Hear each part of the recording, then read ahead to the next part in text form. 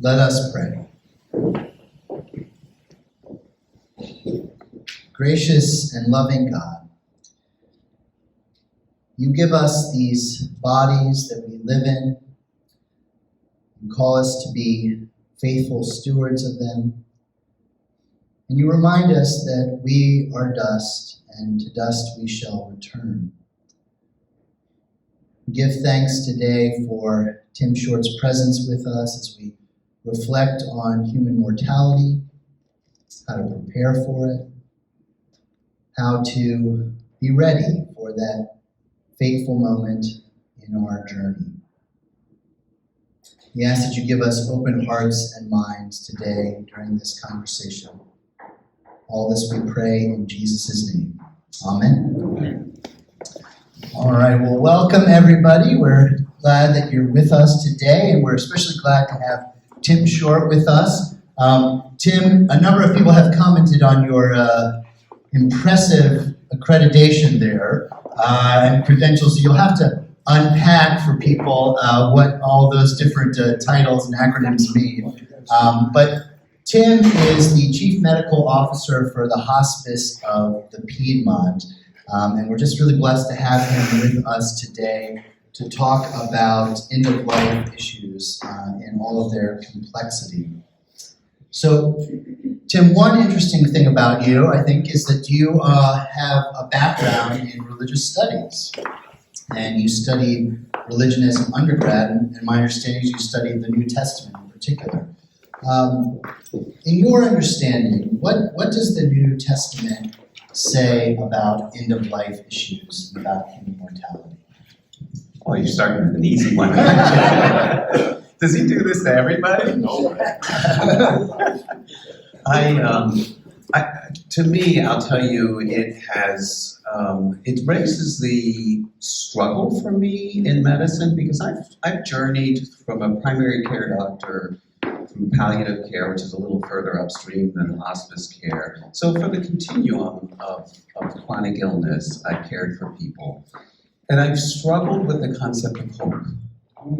And what I studied in my undergraduate degree was concepts and theories and matters of the head. But boy, when you journey together with families that are struggling and staring down the barrel of mortality, hope is a different thing. It's a matter of the heart. And living into it, leaning into it, has been really a great opportunity to put into practice what I learned as an infrastructure.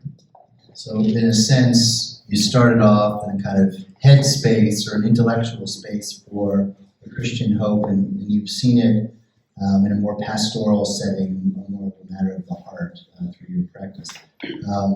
How has that changed your outlook? How are you thinking about hope these days in light of your work? Oh, well, I'll tell you, I've completely changed the way I looked at hope when I started medicine, largely from what my patients taught me about hope. Can I tell you a story about that? So I had a patient, this was when I was in family practice. I was in my 40s or so, and this gal and her family were a little bit younger, but we were very similar in our stage of family development. And she developed or was diagnosed with breast cancer. And I was the family's family doctor in Earlysville, and her hope at the time of her diagnosis, my hope, everybody's hope, was for cure. And so we claimed that hope and also weathered some very brutal chemotherapy, radiation, surgery, the whole gamut of treatment.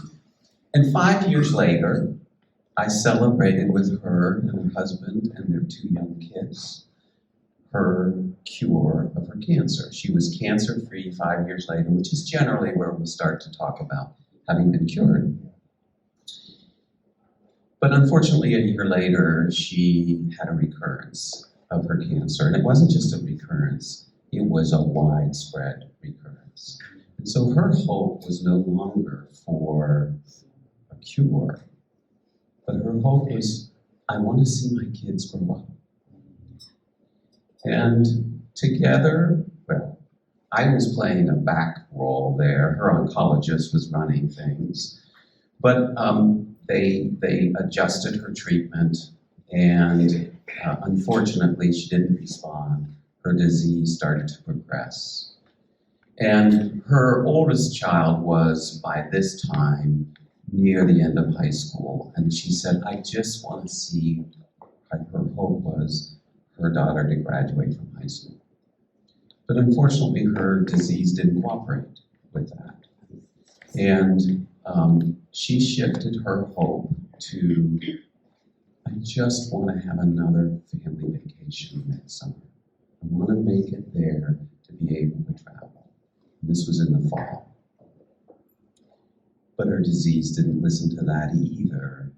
And her hope shifted to, I just want another Christmas together with family.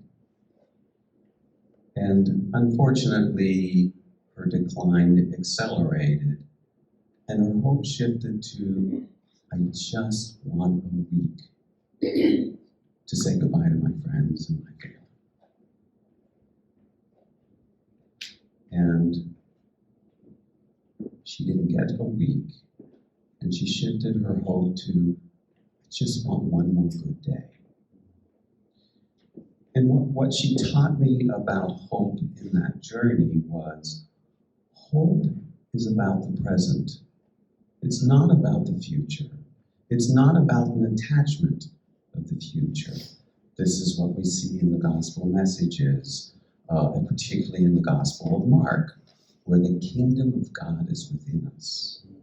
And hope is here and now. Hope is about a posture of your heart. Staying open to the possibility of surprise or miracle. And you can do that even as your disease is progressing and you're dwindling. You can take your last breath with a breath of hope in that setting. And when I've come to kind of reframe by the lesson of this gal, this message of hope. Powerful. It sounds in a way like you're saying that we're called to live in the present moment. The past, of course, has happened, it's gone. The future is uncertain. We don't know what it holds for us or what God will bring about, but we can live with an openness and even maybe a joy in the present, even in the midst of very difficult circumstances. Reminds me a bit of St. Paul talks about the joy that he has in Christ in Philippians, even in the midst of these very challenging circumstances. The other thing that I took away from your comment was that hope is very patient-centered, at least in terms of the hope that is about this life and what we would like to see happen. And so it seems that one of the things that is important is to ask patients, what do you want? What would you like? Is that something that the medical community is doing now on a regular basis when dealing with end-of-life issues? Is that one of the first sorts of questions that's asked? What's your experience? I have a lot of experience in this, both in the medical community and in my own family. And we are not asking that. I'll tell you, I've conducted and attended many family meetings over the last 15 years when I've been full-time palliative hospice. I've spent most of that time in the hospital setting, in the palliative setting, which is a little bit more upstream when you are making decisions about where do we go from here, what makes sense. And when you look at, and I've been in academic centers as faculty at UVA, I've been in large suburban hospitals in Chicagoland, I've been in small community hospitals like Martha Jeff and Rockingham. And when you look at what typically happens, Polly's been in these meetings with me, many of these, What typically happens in the hospital setting, particularly in the larger hospitals, you get a parade of physicians walking into the room. There's family on either side of the bed with the patient in the bed. And they stand in an arc around the family, and they explain to the family what's going on. And sometimes they do it in a really clear way. They really stay away from medical jargon, and sometimes it's just flying over their heads. But I think for the most part, in the places where I've worked, they've done a good job of connecting and explaining in lay language. And then they step back and they say, what do you want to do? And you're looking at a deer in the headlights in these families and patients. I can tell you, we have a meeting in the hallway before we go into the room, and we can't decide as a medical team what might be the best. It's not ours to decide, but the families aren't equipped. They don't have all the information. Our language is about risk-benefit ratios, and it's medical, laicized medical language. When I sat in that place at the bedside of my mother and my other family members, you're not speaking that language. You're not thinking that language. You're thinking about, how do I love mom in this situation?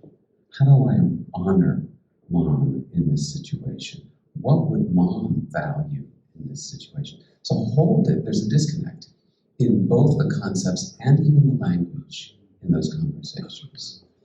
So I think we are learning, and if there's any discipline that does this well, it's palliative care, because they get trained in this, and they do it every day. That's not to say there aren't some really good oncologists and heart failure and primary care doctors that do a good job with this. But I tell you, I was family medicine for 20 plus years before transitioning to palliative hospice. I never got any training on how to conduct this, and I was not unique. We just, as a discipline, don't get good training about how to do that. That is changing a bit now. So if I were in the hospital, let's assume it was a family member of mine that was facing a significant medical situation, maybe an end-of-life issue, and I heard the laicized medical jargon and understood something maybe of the medical issue, but was then asked, what do you want to do? What questions would you recommend that I or somebody in that situation ask of the doctors to get at what we were just talking about? Sure. One framework that can be helpful sometimes, particularly when you're looking at, do we have surgery or is there a procedure or an intervention, is what I call the best case, worst case framework. So if you ask the team there, and personally, I think these conversations are best done with an interprofessional team, with the nurse present, the physicians present, the chaplain present, or even better, their pastor or their faith leader. Because these decisions are they're about our core values. And they are formed here. That's why I was delighted to join you, because I have these conversations all the time in the medical community, but in a faith community like this is where these conversations, in my view, belong. This is what informs us more than anything. So the best case, worst case scenario is, if things go well, and we can reverse the components that are reversible here, what's life going to look like on the other side of this? And if they don't go well, and things go poorly, what's the worst case scenario going to look like? And where do you think, in that continuum, because it always is a continuum, where do you think our mom's going to land? Is it going to be closer to the best case, closer to the worst case? I think the way we've been trained for medical discussions is to give this kind of dualistic approach, either or thinking.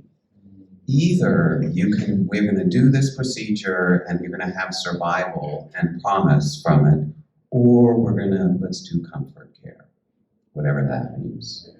And you force families into choosing one or the other. And the reality is, it's a continuum.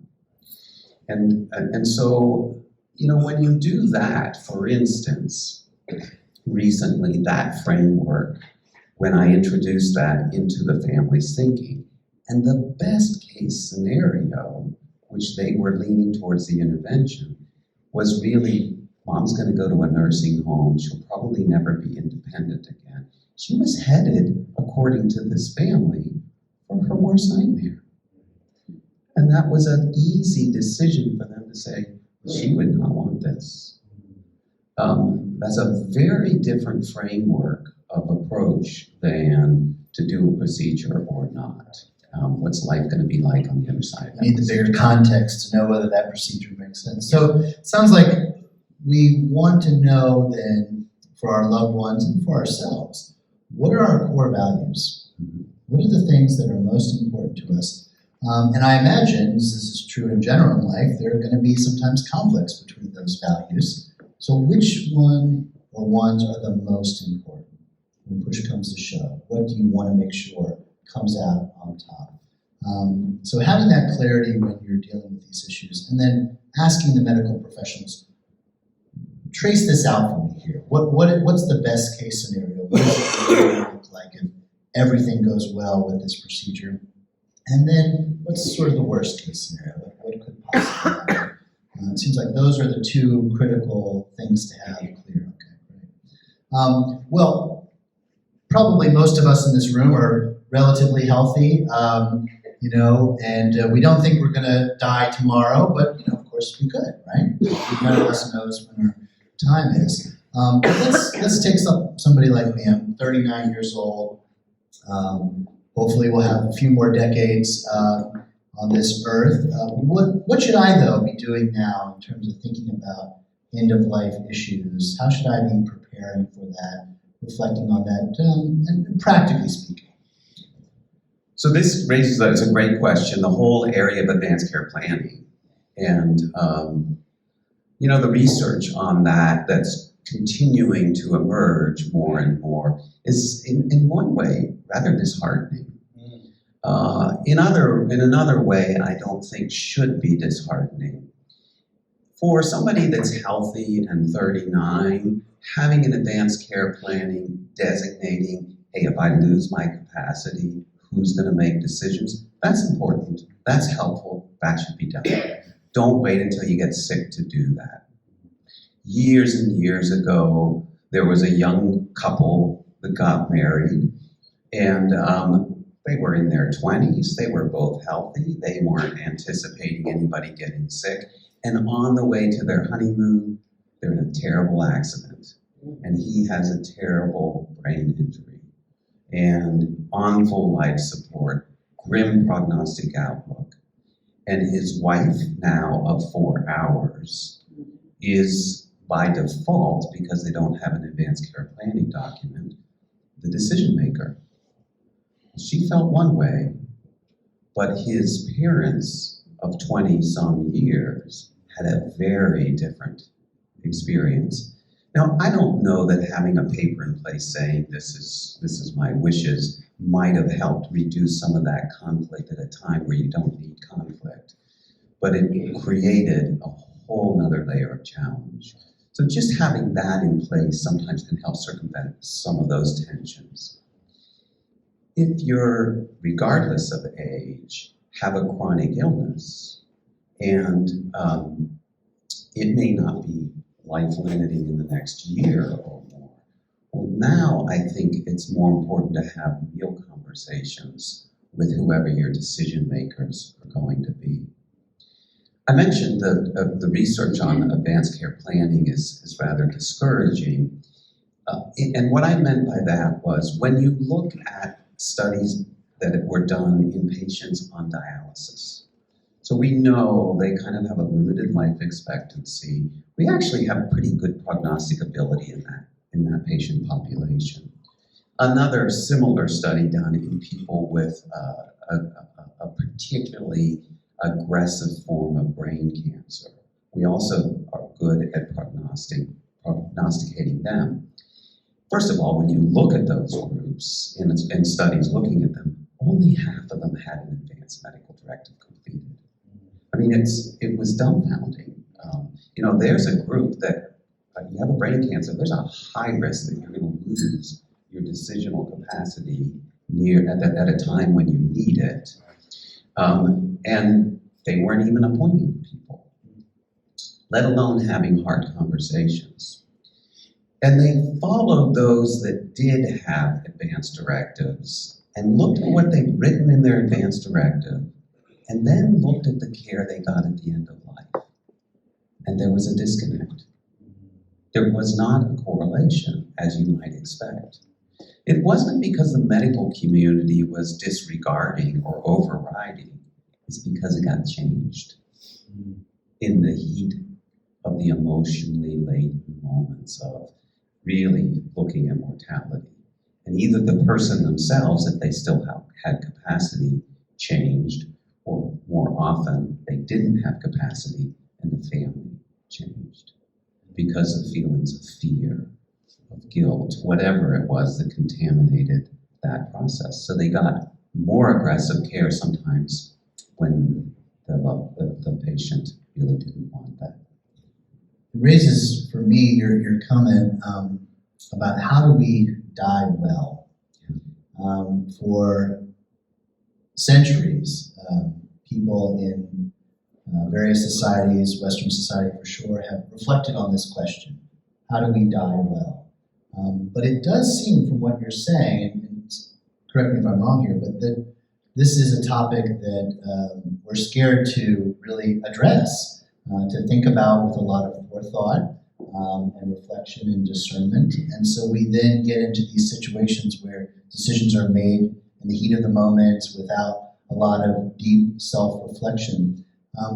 What's driving that? Maybe it's fear and guilt. I think you mentioned those two. But what's driving that in your experience, and how do we counteract that? Maybe as a church community or just in general, what can we do in our lives to counteract that? Yeah. So this concept of, I think, the focus, a healthy focus for a hospice is to offer people a good death or a dying well.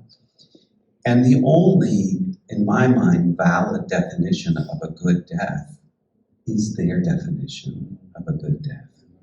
And I have to tell you, I'm not alone in this as a physician that works in this space a lot, especially when I was at UVA in palliative care. I spent a lot of time in the ICUs.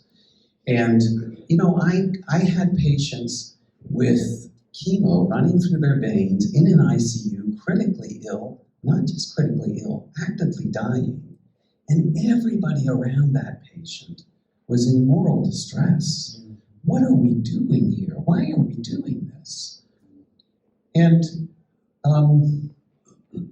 occasionally, rarely, not very often, that patient, his definition of a good death was to go down swinging and show his family that this is how you fight to the end. And that's what I want to leave as a legacy. So his definition, that was a good death. It was a nightmare to us watching and participating and hurting him in the process.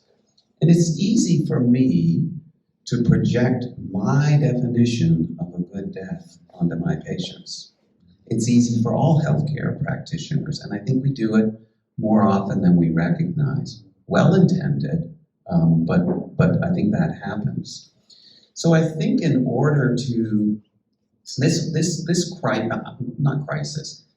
these findings of emerging research on advanced care planning, I spoke with Bud Hammis a couple of years ago. Now, Bud was a PhD who started the Respecting Choices in La Crosse, Wisconsin, Gunderson Lutheran. It's like the model in the country for advanced care planning. That community has an over 95% completion rate of advanced care documents, and nobody comes near that. And Bud was at the heart of that. And Bud's, one of his strategies in that is to go to faith communities for just the reasons we mentioned earlier. So I said to Bud, are you aware of this data? Have you seen this research? You spent your life's work in this arena. How do you reconcile this? And he said, oh yeah, I'm aware of it. And you know, my first reaction when I see studies that kind of don't align with my beliefs is to question the studies. He didn't question them. He said, I think it still means we should be doing advanced care planning and pressing them because they should be, when done well, an iterative process. It's not a one and done, you finish the form, you tuck it away, you've done that, check that box. Because really what they're about is, what's an acceptable quality of life to you? And I'll tell you, that definition changes profoundly. My father-in-law died, it's been 20 years now, but he had well, I'll back up. 10 years before that, he used to torture me when I visited up there. He was an engineering professor. And his philosophy in teaching was, tell him what you're going to tell him, then tell him, then tell him what you told him. And it was the same philosophy for dinner conversations as well. And when I went up to visit him, I was always the first one up, and he would come down. He didn't drink coffee, I did. I'd have coffee, and he'd come down with a folder full of papers that he wanted to go over with me. And they were usually one of three topics. They were religion, because I had been a religion major, and he loved to engage in contentious discussion. And the second was politics. He knew I hated politics, and he tortured me with that. And then the third area was healthcare. So he brought out this article about end-of-life care. I was family medicine long before I had any inklings of going into this field. And long story short, the conversation he ended up saying, look, he did not like doctors. I was wondering about myself at those days too, but I won him over after. He did not like doctors' healthcare systems. He was just afraid of them. He was very healthy. And he said, if I ever get sick, if I don't have any quality of life, I don't want any treatment. And I said, well, what's your definition of quality of life? And he said, if I can't play handball, I don't want any treatment. And I did the same thing. I kind of smiled, and I had to hold back from almost laughing, but he was dead serious. That was his commitment to fierce independence was at the heart of his definition of quality of life. And that is a very, very common theme for many, many people. Well, fast forward 15 years later, he got a melanoma in the back of his eye. He had it cured. He'd been free for 7 years. It came back in his liver. And he was coming to visit us here in Virginia for a family reunion in our home. And he and his wife set out to drive from northern Michigan to our home. They made it partway in one day. But she called that night and said, he's really sick. So I drove up to the middle of Pennsylvania and got him. I gave him some fluids, gave him some medicines, got him in our van. She was driving the car behind us, and we're trailing towards Virginia. And I said, Papa, how do you want this to go? He didn't know how sick he was. I did. And I said, how do you want to write these next chapters? And he said, if I don't have any quality of life, I don't want any treatment. And I flashed back to 15 years, and I knew he wasn't going to play handball again. But I said, what's your definition of quality of life? And he said, if I can't help my wife, I don't want any treatment. His definition had profoundly changed over those years. But I've seen that kind of profound change in 2 weeks. just with the diagnosis of a terminal illness. You get diagnosed like that, and when you're really looking at your mortality, what becomes important really becomes crystallized. And what isn't important just fades away. And that's the gift of working amid those at the end of life, is relearning that lesson. And what's important to people are their relationships of love, just like with my father-in-law's story. So I think having these stories upstream, and practicing them, that's what was, but Hannah's answer was the reason why it's good to still do advanced care planning is that when you find yourself in that vulnerable and frightening space, confronted with hard decisions that are about quality of life and threatening of that, you're going to come into it practiced as a family, not just you. And you're going to make better decisions. Thank you, Tim. I think it's a good time to open it up for questions that you all might have. So who has questions for Tim? Yes, Trevor. Well, I had questions, Dr. Short, but you answered them all. It's wonderful to be in the presence of someone who treats death as an old friend. Mm-hmm. It's beautiful to just be aware of the importance of communication with these things. Where you mentioned death as a continuum. Ultimately, we have to keep coming back to the conversation. It's not just a piece of paper for all temporary controls. So thank you, ultimately, for just making that so poignant. It matters to each and every one of us, even if I don't think about it. Thank you, Trevor. Thank you. Yes, Bob. Are you saying that I should be continuously thinking about what I think a good life looks like? Because it changes as time passes. I don't know that I'd say continuously. I think we could burn ourselves out with that. But I think touching back at moments that invite that. I'll tell you, I do an exercise with every new employee that starts at Hospice of the Piedmont in the first days of joining the organization. I do a reflective exercise where we do some kind of centering, and then we reflect on our earliest encounter with death and loss. Mm-hmm. And we remember together in a reflective way what that was like, where we were, who was there, who was not there, what was said, what was not said, what we were feeling. We just get in touch and we allow ourselves to go to that space or that space to come to us from the past. And the reason I do that is to simply be talking and reduce the barriers and increase the comfort of talking about dying like we're doing here. This is a really important step for each of us to be able to step into that space, God forbid, where we really are having hard conversations. It's really, really critical. Then we do a reflective exercise on what's your good death gonna look like, you know? And mine, I'm usually inside, but the windows are all open and I'm connected to a spring day and our golden retriever's there and my wife and my kids, not necessarily in that order, but and James Taylor's usually playing. And that is the kind of death that I want to offer people because that's what I see as a good death.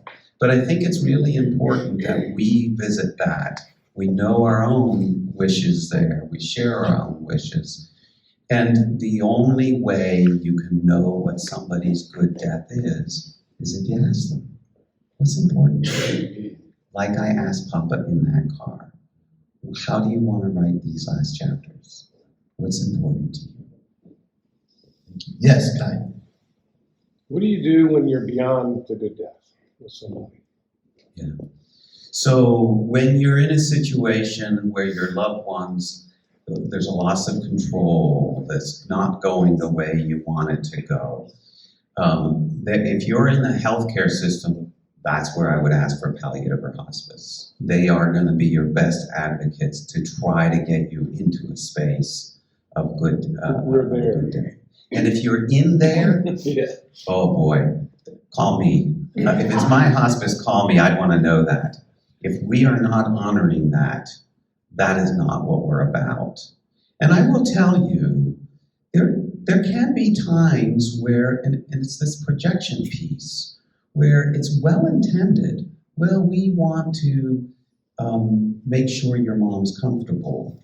Mm. But if we're not aware of what your mom's goals are, that she'd rather be clear-headed and suffering so she can visit with her family than out of it and comfortable, that's a really important understanding to have. And if we're not doing that, I'd like to rattle some things to make sure we're doing that. Because that's really at the heart of all good hospice care, is this concept of what's important to them. Does that approach in some way, or because you're raising, I think, also a question about what's important to people at the end of life in their care. And the number one thing when you survey people that are at end of life, the number one concern is comfort. Number two is control, is a sense of control of their care.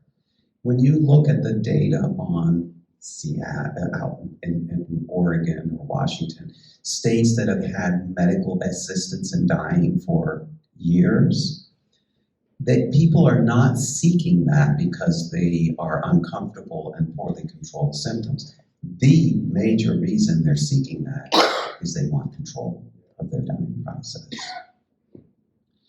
That is where we as a healthcare system have to be humble, and really the best model for decisions going forward is shared decisions, where we have to share our experience and our best guess of prognosis and the risk benefits that we're talking about, while listening to what values are and what the goals are for the patient. And I think when you line those two up, then good decisions can be made.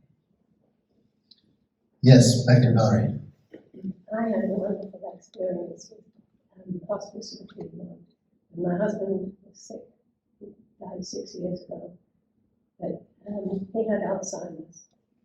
And then he was having a lot of pain. So he was seeing a pain doctor, who eventually, after various tests, said, well, I wasn't expecting this, but he needs to see an oncologist.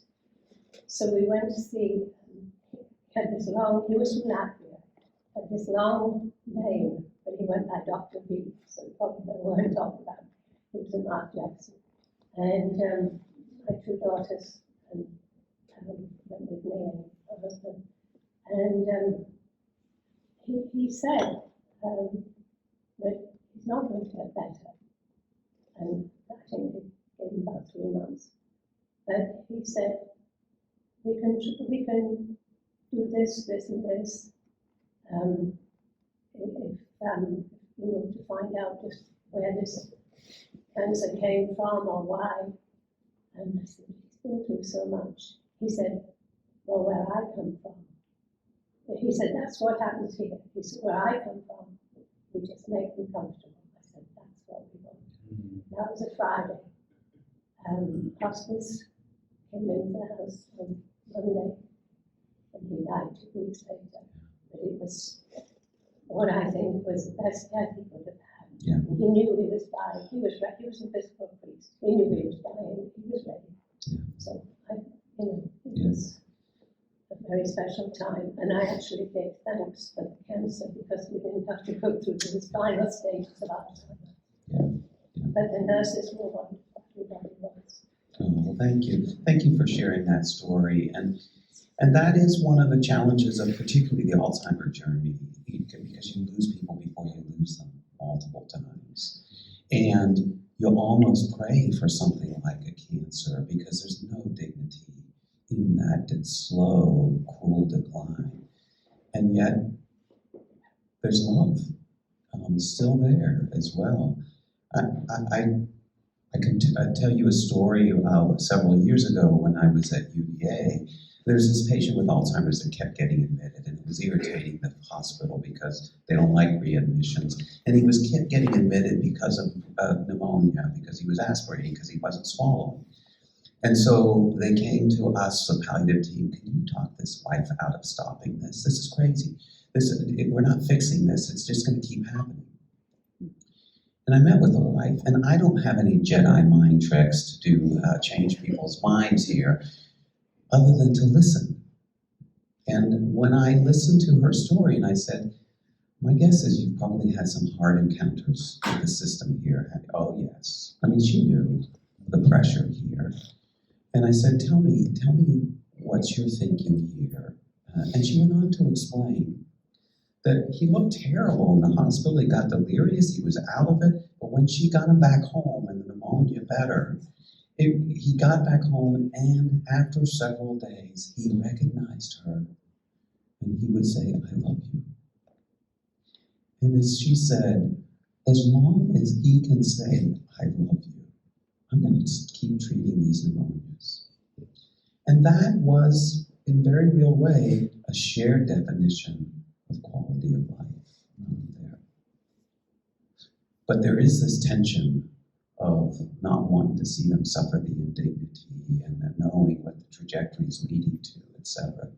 That makes it really challenging. Let's do one. Yes. So I like your question about what's the definition of quality of life. But I'm curious about the DNR. Because it seems like it's such a requirement when you're with somebody at the hospital, or you're in rehab, or you're in a nursing home, and then you have to keep redoing it and redoing it. It's like you go through that process over and over. Is that getting simpler these days, or is it still the same? I'm going to show you, I'm going to just tell you this story because it's the story of my mom. My mom's the lady with gray hair in the picture there. She's the one over by Justin there.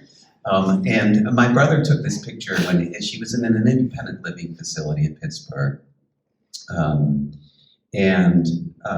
He was walking by this room, and they were in there playing poker, and he heard the man across from her say, Jenny, you didn't ante up again. They really keep track. And so he snapped this picture. This was a couple of days before I was in Chicago at the time, leaving the hospital about 7 p.m. Central Time.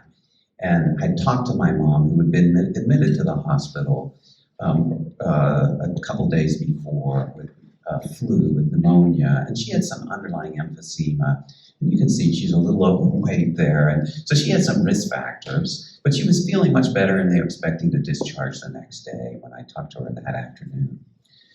She was DNR, and I got a call from a resident at the hospital saying, we checked on her an hour ago, she was fine, we just checked on her, she's unresponsive, she's got agonal breathing, she's dying.